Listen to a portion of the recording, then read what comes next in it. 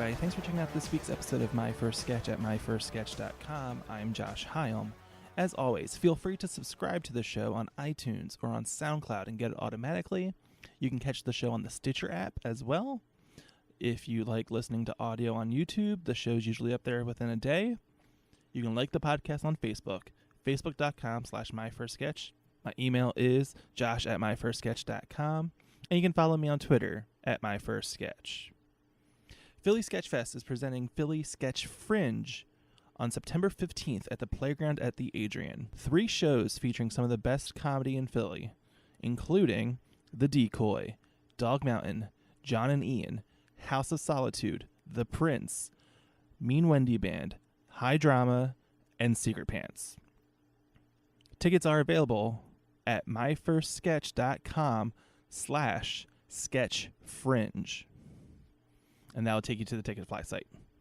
Today's guest is Dan Vetrano, currently a member of Dan and Chris.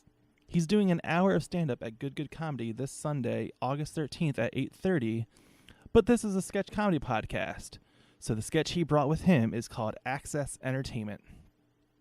Dan Vetrano plays Chaz Breeze, and Megan Thibodeau reads Chase Fields. So let's go to the sketch.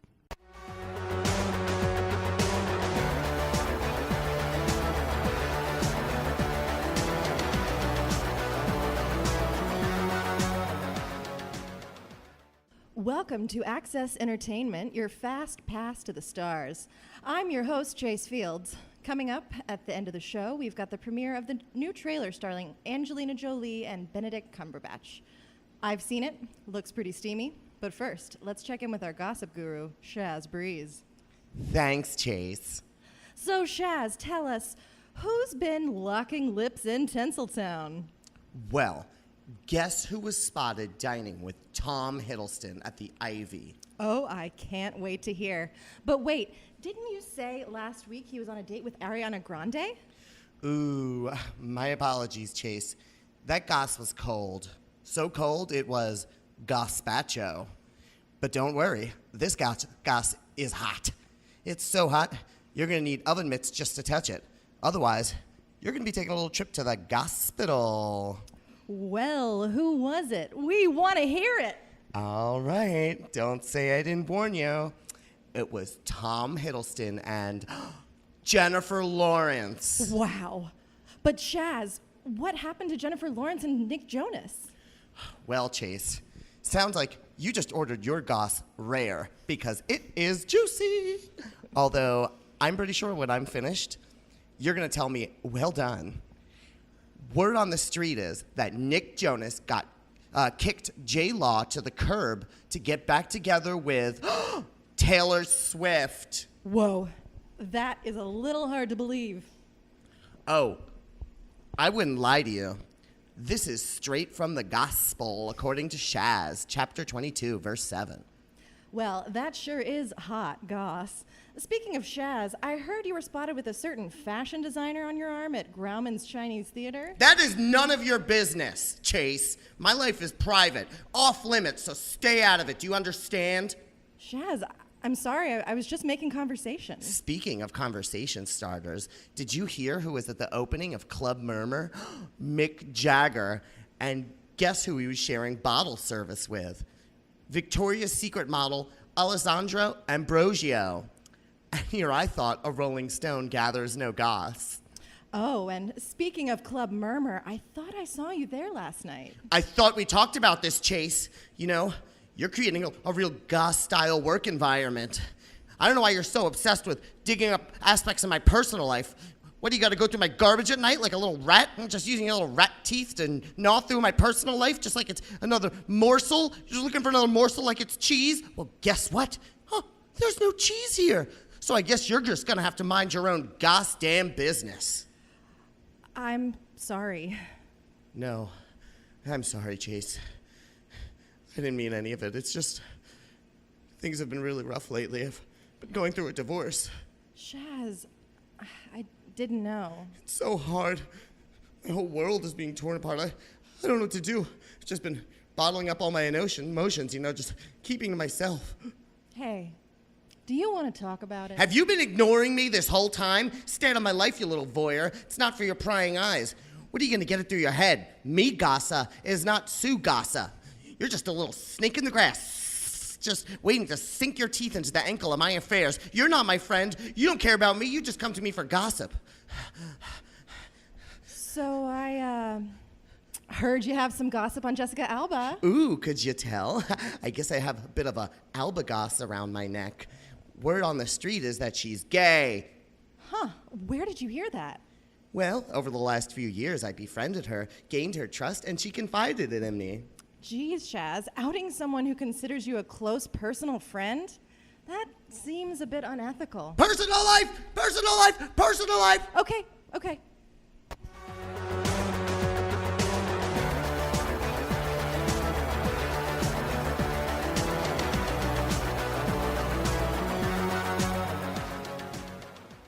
Hey, Dan.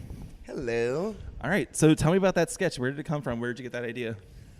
So Chris McGrail, my sketch partner, and I, we are, we've been writing sketch together for years and years.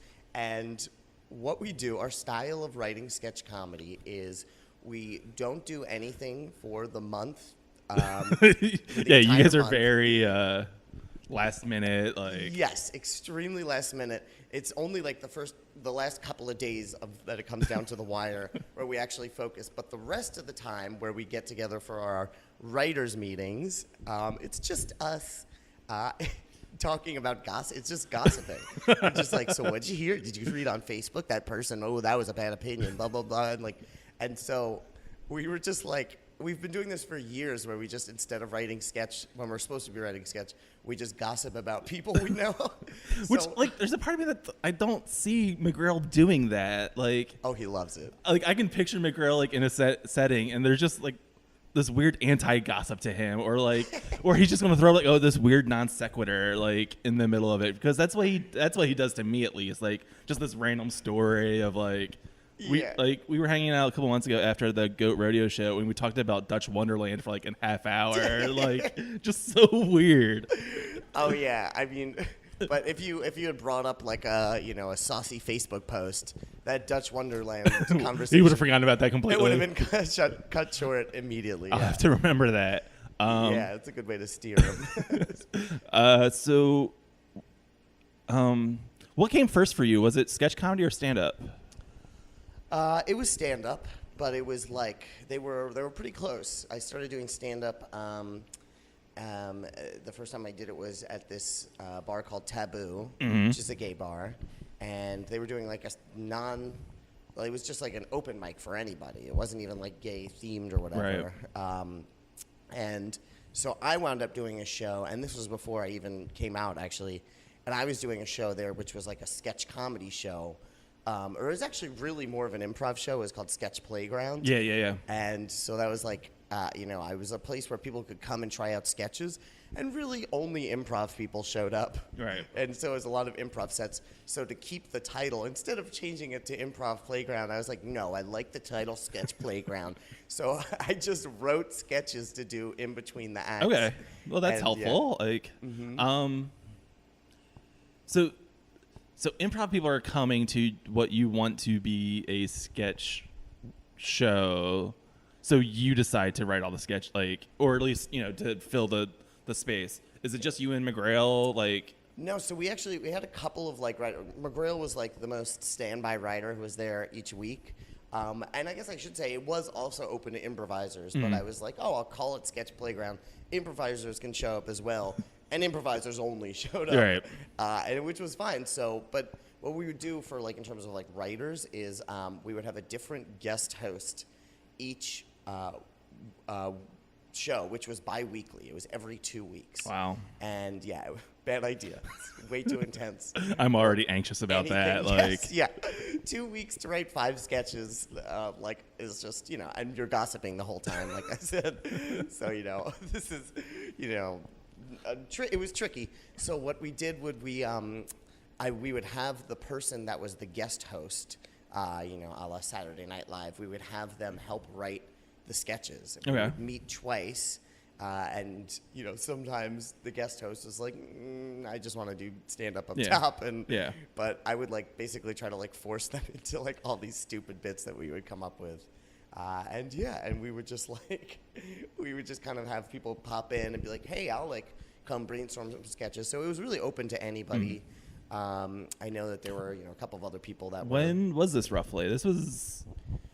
2011-ish? Yeah, around 2011, exactly. I ran for a year. Yeah. It's the longest year of my life. Because I remember, and I don't know if you know this, but, there's a bit of contention because Chris was working with you. Because, we mentioned Chris McGrail. I was in a sketch comedy group with McGrail. Mm-hmm. You guys were working together, and he was working with us. And, there's always kind of this back and forth, no, McGrail, focus on one. It's who's gonna get your time, which McGrail. is a little unfair, but considering that there's so many people doing multiple projects at once, if Chris wants to do multiple things, do multiple things. Of course, yeah. Wasn't there another sketch group for you? Well, I was in Dog Mountain, but wasn't there I was. I can edit all this out. Of course. I purposely forgot about it, but. Is this something I should not? No. We can gloss over and move on from. No. I love Wasn't those it guys. So it Ricketts? Kids with Ricketts. Yeah. Okay. Yeah. Kids with Ricketts. So I wasn't going crazy. I wasn't misplacing you in another group. Kids with Ricketts was a very interesting. We had a couple of sketches that we were proud of. This is not a good start, right? Here's the thing. My voice gets all high. Here's the thing with kids with Ricketts. Our success rate was 20-something%. Yes, yeah. We did a lot of sketches, and I think one of them people enjoyed a little bit. No, there was some really cool. So there was this guy, Ivo Tomaso, and he was a really funny sketch writer, and he was in it.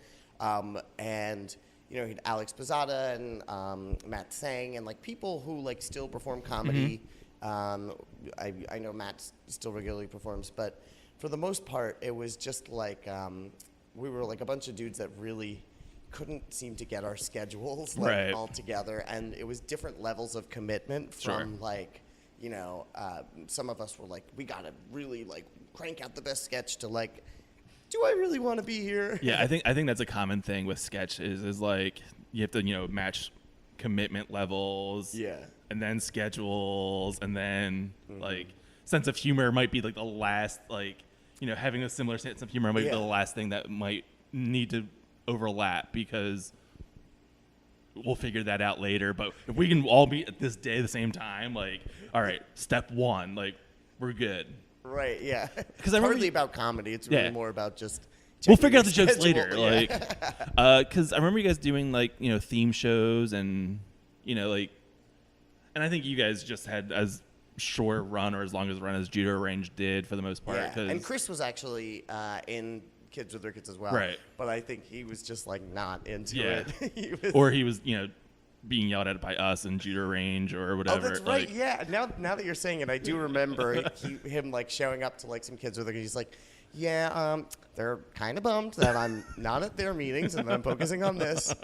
And then I was just well, who are they to see? Now I'm thinking. And this whole contentious, fake rivalry in my head now. So what were you into growing up? What made you laugh? What were you watching? I watched a lot of stand-up. I got into stand-up pretty early, Comedy Central. I'd watch all the Comedy Central Remix, or I guess it was called. It was basically all these stand-up specials, and some of them I go back and I'm well, that person isn't funny at all. But just getting into the idea of stand-up was something I would always watch Comedy Central. Any specific people that really jump out for you?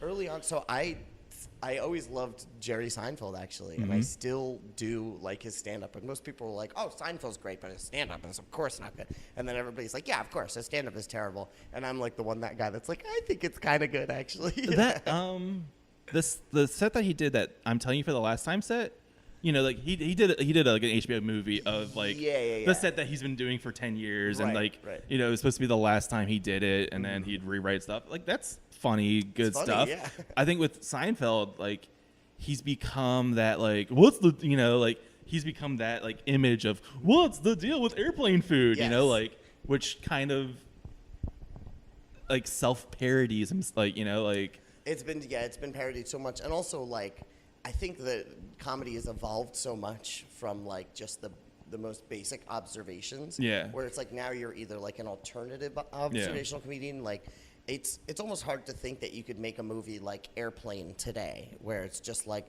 very joke dense, but also like very silly. Yeah. Because people are just like, this has no substance. This is like 80s humor, and it's like, well, that's what. Yeah, because like if you think about it, the parody movies that have come up have done nothing, or they're like straight to DVD. Like after scary movies, like even scary movies, you can see there's a awful like like the first one's decent, the second one's okay, and then it's just like mudslide of awfulness. I think like isn't like the third one kind of good, or like the third or fourth one had like a good producer.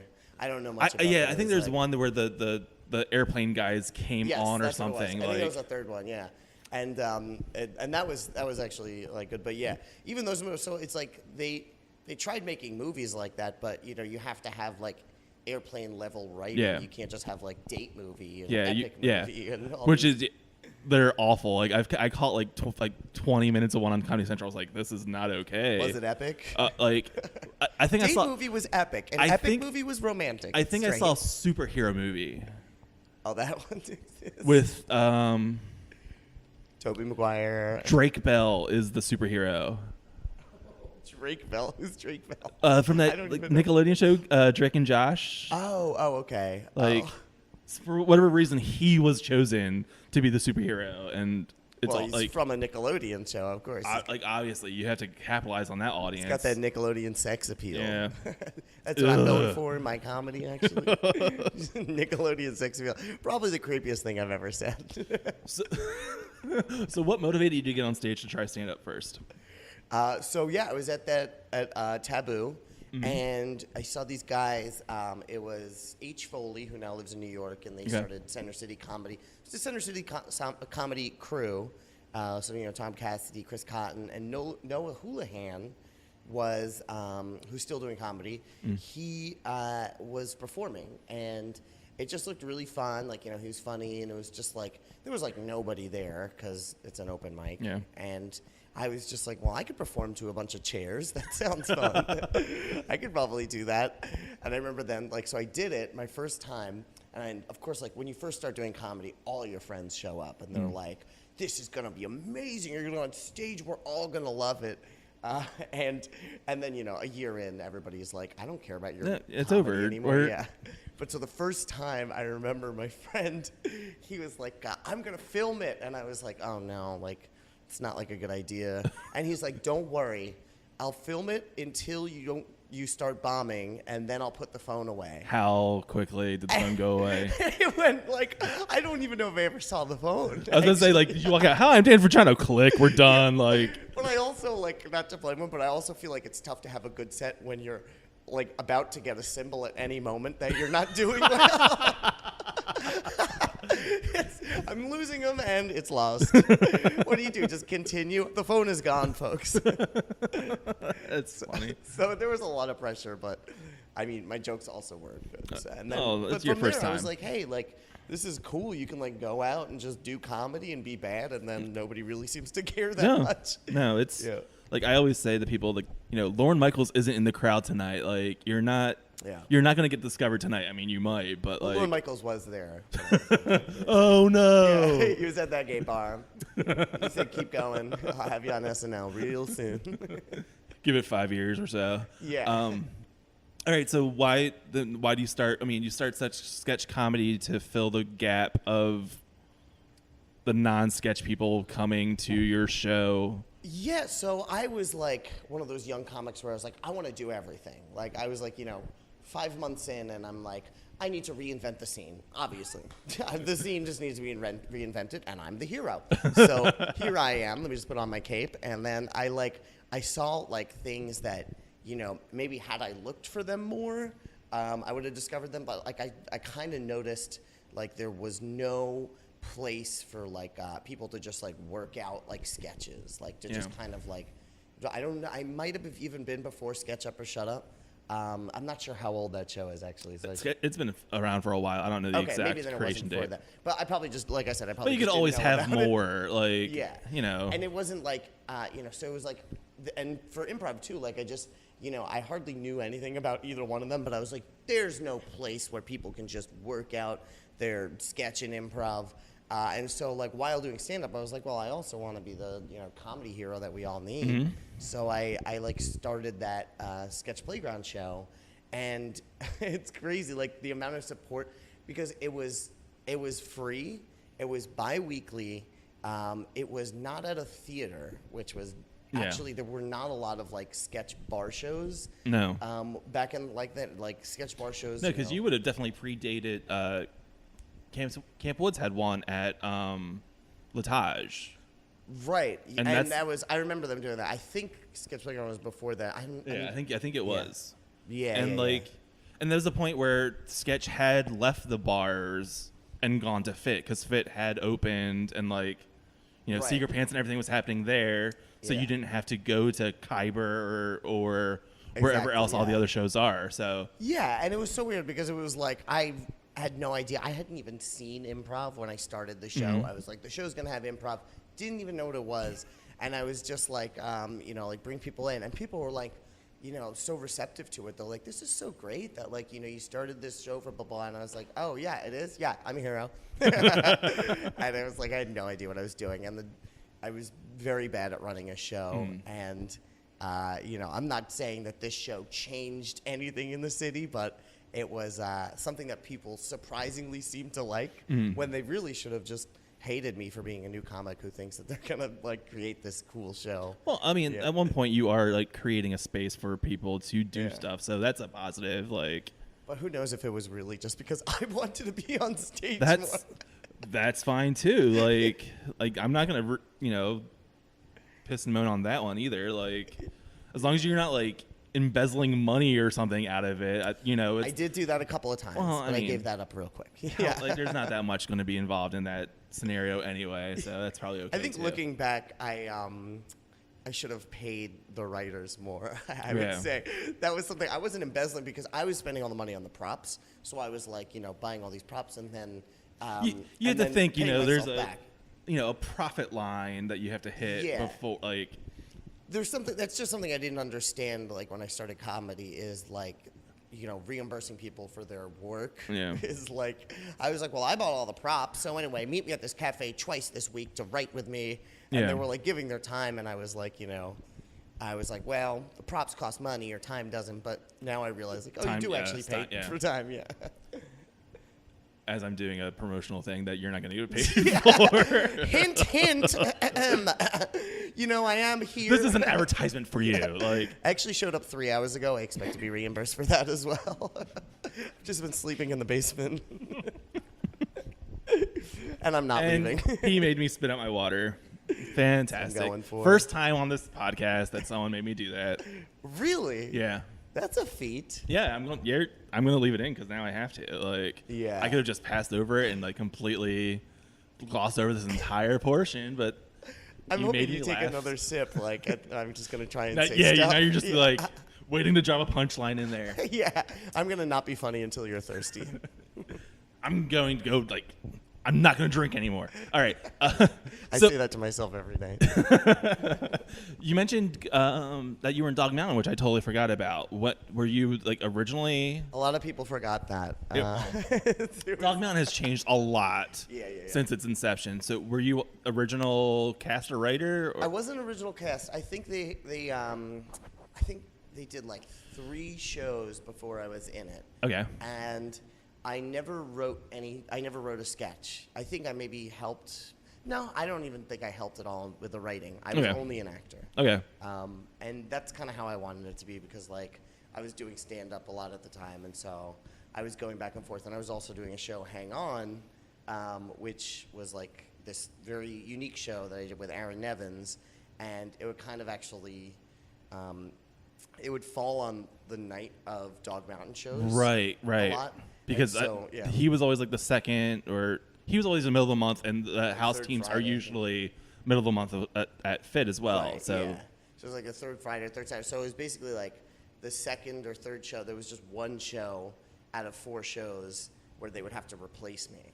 Yeah, so you wouldn't do it. So you would do Hang On. And, I would do Hang On. Like they would completely overlap. It wasn't like I have to run out like right away to. Yeah. Wow. Yeah, I know. How did that go? Because they were happening at the same time. And right. They were in the same building, like just above each other. Or one was above the other. And it was like, it was weird because, I did feel bad about it. Because I was like, oh, I'm clearly like, I've been practicing all these lines. And now somebody else has to learn my lines for just one run of a show. Yeah. But at the same time, we were getting like really good acts. Like Hang On had a decent buzz for a while. Like yeah. We were having like people from Saturday Night Live and like just pretty cool celebrities. And so I was like, I don't want to like not do one or pick one or the other because they're both cool things. Now you were what was it like audience like what the audience wrangler. Yeah. Okay, so what would you do during an episode, a live edition of Hang On? So Hang On is a talk show where anybody can talk during the entire show. Yeah. They just raise their hand, and then I'm armed with a wireless microphone, and I would just run up to them, shove the microphone in their face, and see what they have to say. Mm-hmm. And it was like, for all intents and purposes, I was a sidekick that would do that. So like I would just be, like I would not only just choose like who to call on and go up to them, but I would also be like commenting from the side. Right. And so it was like a sidekick, but it was really fun because like it was just me like running around a theater, like with somebody in the back, and I'm like crawling over people just to try and get the microphone to them. So it was fun. As you work on stuff, like, do you have a different approach to working on your stand-up versus writing a sketch with McGrail, or whenever you write a sketch? Like, do you like see an idea, like have a thought, like is that a stand-up bit or a sketch idea for yourself? Yeah, it's the approach. That's a really good question. So I think like the difference is like how much of like a punchline something is. Like if I come up with like a really funny like one-liner, I wouldn't really try to like write that into. Yeah, you can't pad that out. Yeah. Because then when you start to do that, you're like, oh, I'm exploring a world that isn't that interesting. Yeah. But so with sketch, it's like usually my approach, and the way this is why Chris and I work so well is because like we come up with like character scenarios where it's like we just did a show where, just as an example, like where we did a sketch where it was 2 guys who like slept through The Purge by accident. Okay. And so they just like overslept it, and it was because we were just watching The Purge. Election year, and we're just like, what if somebody just accidentally slept through this and they woke up and there were all these weapons and they're like, oh no, I was gonna kill this person, oh no, like I forgot to set my alarm. And it was just 2 guys who were really bummed about it. And like that, like to me, would never even be like a good stand-up joke, because I wouldn't get on stage and be like, can you imagine if you slept through that thing? Right. Like, but 2 characters, you can explore that world. Yeah, the setup to that joke would be just completely like arduous. Yes. And not worth the laugh at the end of it. Like, exactly. Yeah. And there's been so many like jokes that people make about it, but it's like if you really just play out these characters, like if you have an idea of like why somebody would act really ridiculous, that's like I'm trying to think of like what comic it is that there's like this trope of like, have you ever thought of this? Well, it might look something like this. That's what I'm picturing you guys like almost doing. Like, hey, have you ever thought if you slept through the annual purge? I think you'll enjoy that. Like, that kind of like cheesiness of it. Yeah, that's like probably my least favorite type of sketch. Is like, can you imagine bring up the image? Yeah, it's just where it's like, let's hop into that scenario, where you just do this long introduction. Kind of ruins it. As you like straddle the line between stand up and sketch, and I ask everybody this is like one of the patented questions of the show. Saturday Night Live, do you have a favorite Saturday Night Live cast member? Do I have a favorite SNL cast member? Well, I mean, you have to name somebody. It's not a do you have, it's what is your, I should say it that way. Like, oh, okay. Who is your favorite? Yeah, you're not going to let me just skip this No, question. I don't. Move on. No. Yeah. That's no. The answer Can't do that. is no. Anything else? Chris Kattan. Oh, no, I was just trying to make you spit your water out again. No, because I would totally believe you. That's perfectly fine. Like, didn't you open for him? Yes. Yeah. How'd that go? He's a sweet guy. He's really cool. He's great. Yeah, it was fine. I'm sorry. I feel like I should be getting back to because he's not my favorite cast member. Nope, you said him first. That's what counts. Accept the first answer. I'm gonna text him right now and be like, please don't listen to this podcast I'm posting. Wait, you... Yeah, we're supposed to hang out in LA. I don't know if that's gonna happen, but he and I like really hit it off. Like, crazy. Yeah, more than like some of the other comics on the show. You have Chris Kattan's number? Yeah, because that's so cool to me. He was like so cool. He texted me like when he got back. To the hotel. Unironically, totally like I am jealous. Like yeah, that's such a weird thing to me. He's like whatever people have like different opinions of him because of like Corky Romano and like stuff that was like you're not good, but like as a person he is hilarious and he's very nice. Yeah, like I mean I have no issues with him. Like his movies might have been bad, but I love him on SNL. Like they were bad. Mr. Peepers is one of the funniest things to me. Like like when I first started watching Saturday Night Live, Mr. Peepers was great. Yeah, I loved it. Yeah. But all right, real favorite. Yeah. So to my real not just favorite, your new best friend Chris Kattan. I would say, I mean, this is like probably if you've asked this question to other people on the podcast, this is probably the most popular answer. But I'm gonna go with Norm Macdonald. Okay, he's been coming up a lot. Yeah, like recently. I don't know. Well, he has a new special out. Yeah, I don't know. He's been coming up a lot, and I always I can't say it. Like I always bring up a particular sketch of his that I love when he was doing Bob Dole, for that election. Nice. Bob Dole's was put in the Real World house, and they did a sketch of Bob Dole living in the Real World house, and they did like there was 3 things. Like 3 bits throughout the show, and it's just one of the funniest things to me ever. I love it so much. I've brought it up like maybe like 7 times on this podcast. Like, yeah, he's great. He's still so funny. I mean, his new special is really funny. So, I mean, he would probably be, one of my, if not my favorite cast. But I also really like the new cast of SNL. I think that they're really good. I always want to say it's Leslie Jones, right? Yeah. I always want to say Leslie Gore, which is a singer entirely different person. Yes, yeah. Entirely, completely I different. confuse my Leslies. Leslie Nielsen? Is that? Another entirely different person. Gotcha. Different gender, too. Yep. Yeah. Cool. Yeah. So now I got my Leslies down. Is there another Leslie I'm missing? With writing, okay, so we're going to stand up. Is this the first hour that you're doing? Like, is this the first time that you're on stage for the whole time? Like, for a whole hour? Like, yeah. Like, what's the longest set you've done prior to this? 35 minutes. All right, so there's like 25 minutes that have never been seen before. Yeah, and I'm thinking about just doing silence for that. Thinking about just talk slower. Yeah, I'm gonna run down to the Wawa and come back, and I'll just get on stage and be like, "So what did you guys do?" So. That's 15 minutes lost. All right, let's keep going. Yeah. No, it is. I think that's the whole point of the show. Is it's somebody who's never done an hour of comedy does an hour of comedy. How are you approaching it? Like, do you have like an hour of material that you just never done together at once? Or is there gonna be a lot of new stuff? Is there? It's a little bit of both. So I've been digging through because I've been doing stand up for like 7 years now, and I've been digging through 7 years worth of material. Like, sometimes going years back to like these little like one-liners from like 5 years ago where I'm like, is this funny? And some of them actually kind of are funny. Like people have been telling me like, do you remember when I used to live in Philly and like it was 6 years ago and you would do this joke that was funny, and then I just like have been writing that down, and that's going to be in the hour. So it's like, people will be able to tell, I think, what is the new polished stuff and what was a joke I wrote when I still had a ponytail. Well, I think it's interesting that they are doing it like that. Good has started this hour of comedians that have never done hours before. Like, because first off, like that's the agreed upon socially that stand up does an hour. Like your headliner does 1 hour. That's like you have to get to that point. So kind of forcing you, like, who has featured or middled at a comedy club before to go and do that whole bit, like, has to be a good exercise for everyone that's done it so far. Like, apparently I've only been to 2 others, to Joe Murdoch and Mackie Leapers, but I've talked to people who have been to like almost all of them, and apparently they've all been really good. Like there hasn't been any like weak ones, so Like, apparently, I mean, the pressure is on now. I can be first. First bomb of an hour.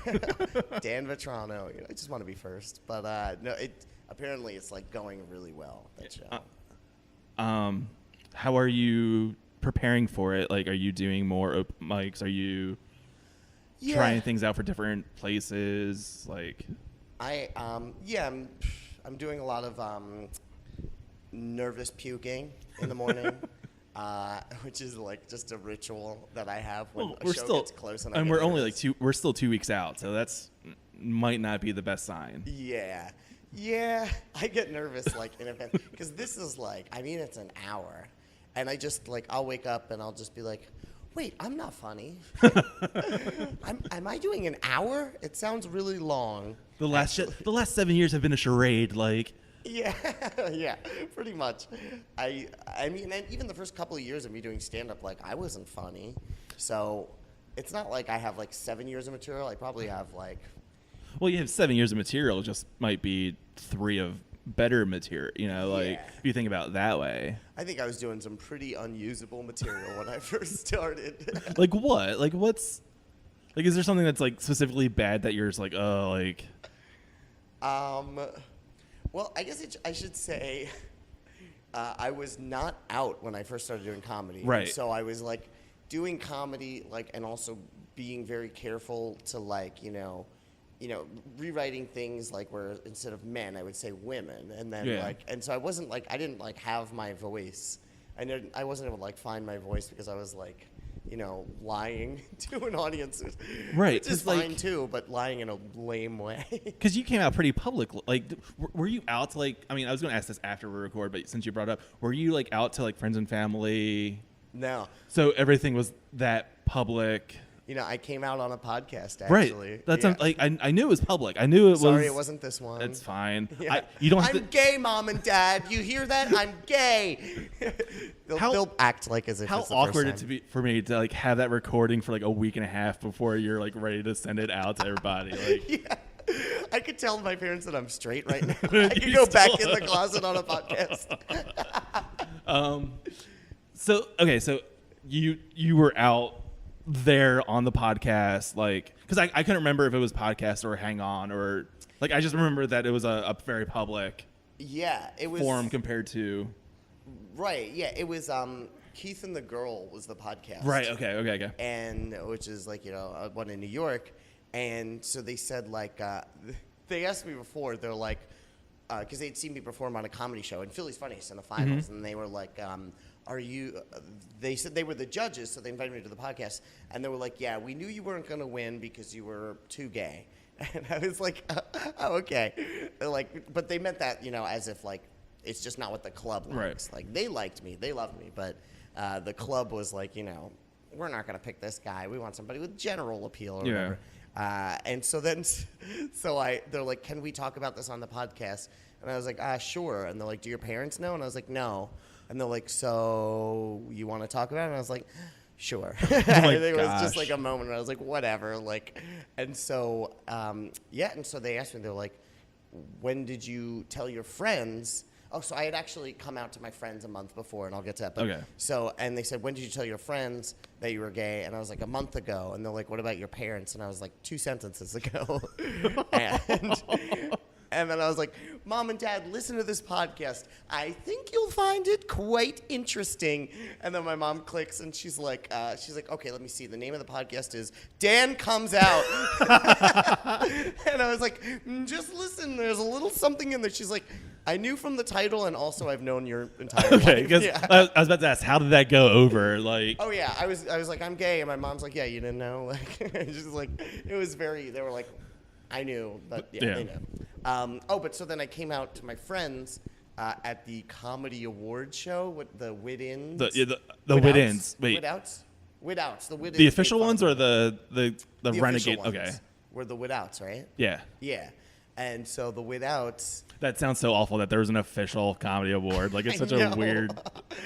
And then an unofficial one. Yeah, and then, there was a renegade one across town. Yeah. Do you mean the real so comedy weird. awards or the silly comedy awards? So you did something there too. Like, that's. That's where I came out to the comedy scene. Okay. And I got very drunk, and I just sat down with my boyfriend, who is now my husband, and I was like, oh, by the way, this guy I've been hanging out with, I'm gay, he's my boyfriend. Yeah, we're not just hanging out. Like, yeah, I was just like very drunk. I was like, this is my friend. And so everybody's like, oh, okay, cool. And then I went to Fergie's to the open mic. There's an open mic at Fergie's Pub, like right after that, and I did a set with my gay friend Alejandro where I just like come out like a little bit. And then like this great guy Dugan Shane, he had to follow me, and so it was like I told everybody I was gay, and I got like a minute of applause, and then they're like, all right, let's bring up the next comic. And it was just, you can't really follow that. I felt so bad. I still apologized to him. I'm like, sorry, your set really sucked. And it was all my fault. So I start every set by saying I'm gay, and this is the first time that anyone's ever been told. I kill.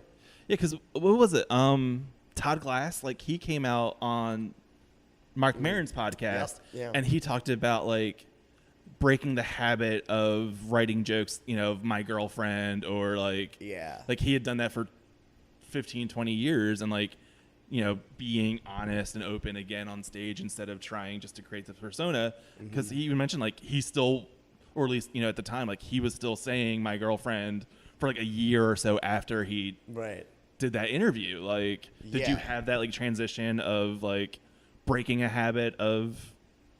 Yeah, I think I didn't really wind up like translating my jokes from straight to gay. I just kind of like wrote a lot of new jokes. Actually, like what I really did was once I came out, like I came up with I wrote a I'm gay set for anybody who just like still hadn't heard, like people that just aren't on Facebook or whatever. Right.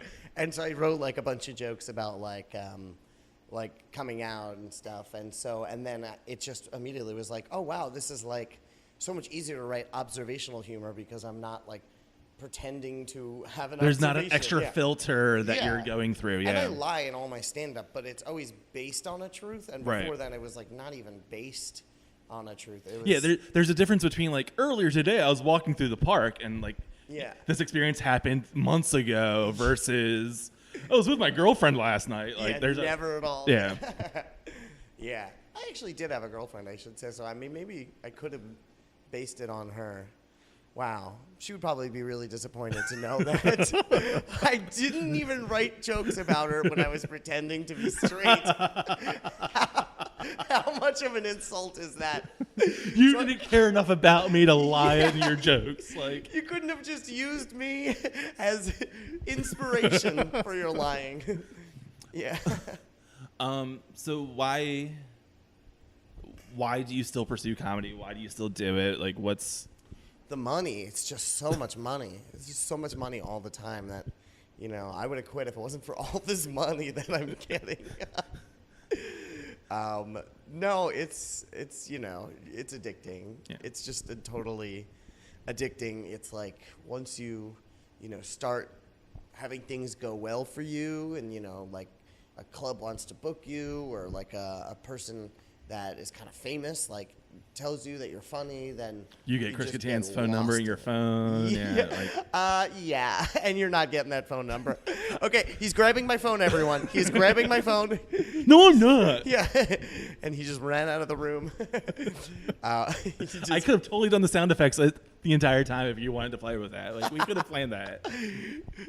I could imagine his ringtone is the Night at the Roxbury song. Right? Dun, dun, dun, dun, dun, dun. Who's this? Philadelphia. But so I do it just because I'm like totally hooked, and also like I found my voice and it's how I express myself. So like really good for like helping with depression. Like if you're depressed, you can like perform about it, but then also it makes you depressed. So it's like a vicious. Yeah, there is a little cycle to it. Yeah. And as you straddle between doing sketch with McGrail or stand up, what's something that you've learned about what's something that comedy has taught you, or what's something that you could pass on to somebody that has is new to the scene? Or something that I have learned. Geez, oh my God, I've learned nothing. I've learned nothing. I mean, you've learned stuff about yourself, I'm sure. I have. No, I think. Well, I think actually, it's funny that you're asking, about advice and stuff. I think, like, comedy advice is something that most comedians should be wary of. Because, especially in stand-up, I mean, don't take a stand-up class.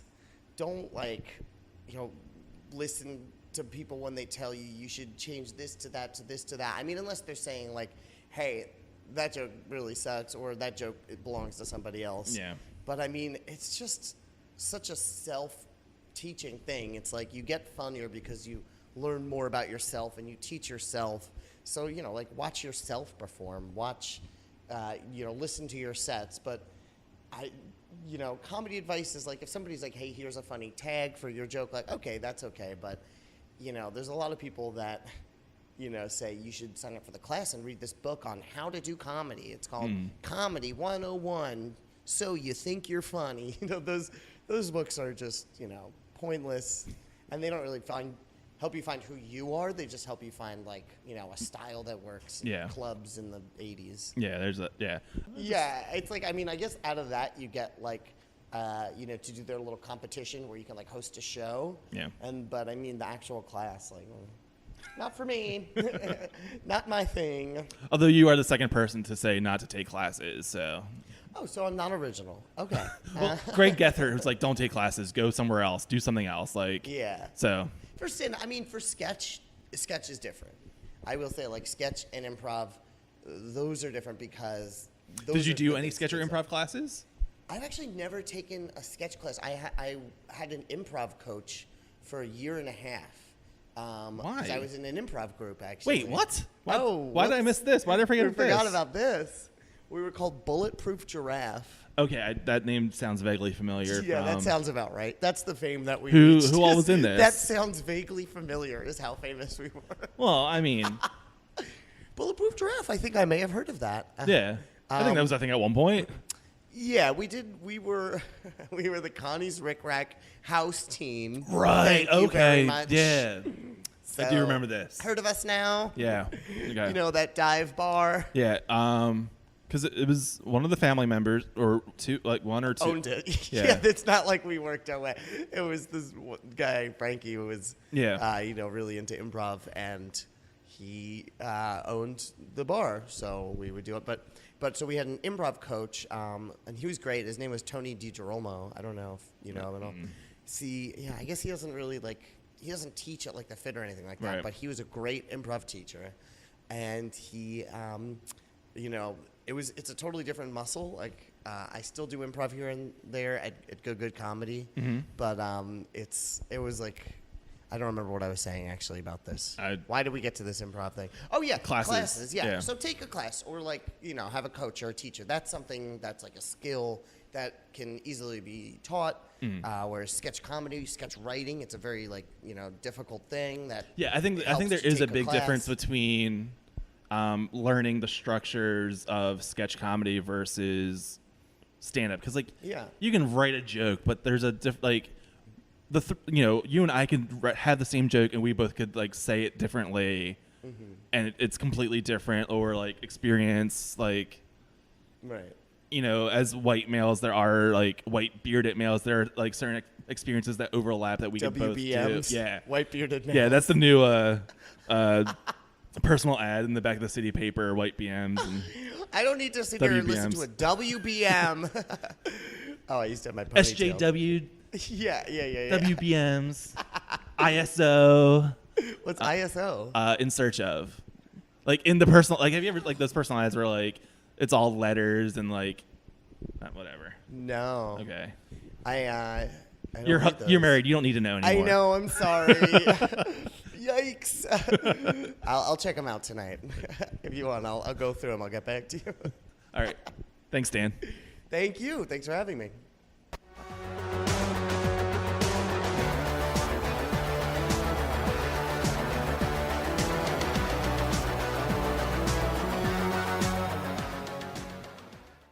Dan will be a guest on Comedy Psychoanalysis on Friday, August 11th at 8:30 p.m. at Good Comedy. And then on Sunday, August 13th, 8:30, the Good Hour with Dan Vetrano, an hour stand-up from Dan. Tickets for both of those shows are available at goodgoodcomedy.com. Don't forget, Philly Sketchfringe, September 15th, 3 shows featuring some of the best Philly has to offer. Tickets are available at myfirstsketch.com/Philly Sketchfringe. My First Sketch is a Philly Sketchfest production. You can find out more information at phillysketchfest.com or on Twitter at PHL Sketchfest or on Facebook, Philly Sketchfest. Also, for more information about comedy in Philly, head to watercooler.com. The music on this episode is by the band No No, which you can check out at nonoband.bandcamp.com. And of course, like My First Sketch on Facebook. This is Josh Hyam. Thanks for listening.